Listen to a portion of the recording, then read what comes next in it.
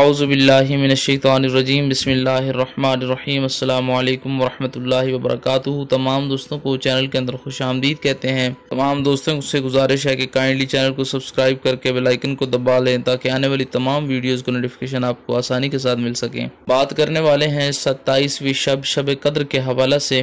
بہت ہی پاورفل وظیفہ بتایا جائے گا انشاءاللہ تعالی۔ آپ کے دل کی جو بھی مراد ہے اللہ رب العالمین پوری فرمائے گا۔ خالق کائنات آپ کے لیے عافیت کے دروازے کھول دے گا انشاءاللہ تعالی۔ جس مقصد کے لیے بھی آپ وظیفہ یہ دعا کریں گے اللہ رب العالمین اس مقصد میں آپ کو کامیابی و کامرانی نصیب فرمائے گا۔ حدیث مبارکہ میں آتا ہے، ام المؤمنین حضرت عائشہ صدیقہ رضی اللہ تعالی عنہا سے روایت ہے، فرماتی ہیں کہ میں نے آقا علیہ الصلوۃ والسلام سے عرض کی، اے رسول خدا، اگر انسان شب قدر کو پا لیتا ہے تو اس کو کیا کرنا چاہیے؟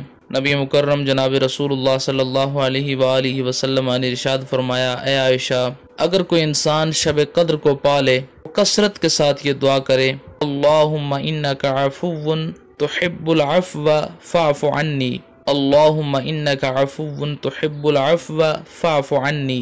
رسول خدا صلی اللہ علیہ وآلہ وسلم نے ارشاد فرمایا کہ یہ دعا جو کثرت کے ساتھ پڑھے گا اللہ رب العالمین اس کے لیے عافیت کے دروازے کھول دے گا۔ یہ دعا کثرت کے ساتھ پڑھنے کے بعد 2 رکعت نماز نفل پڑھے اس طریقہ کے ساتھ کہ سورہ فاتحہ کے بعد ایک بار سورہ انشراح پڑھے، الم نشرح لک صدرک وضعنا عنک وزرک الذی انقض ظہرک ورفعنا لک ذکرک۔ یہ سورہ مبارکہ پڑھنے کے بعد 3 مرتبہ سورہ قدر پڑھے، انا انزلناہ فی لیلۃ القدر وما ادراک ما لیلۃ القدر لیلۃ القدر خیر من الف الشہر تنزل الملائکۃ والروح فیہا باذن ربہم من کل امر سلام ہی حتی مطلع الفجر۔ 3 مرتبہ پڑھے، 1 مرتبہ سورہ اخلاص پڑھے۔ یہ عمل کرنے سے گناہوں کا کفارہ ہو جاتا ہے اور نامہ اعمال کے اندر نیکیاں لکھ دی جاتی ہیں۔ رسول خدا جناب محمد الرسول اللہ صلی اللہ علیہ وآلہ وسلم کا فرمان علی شان ہے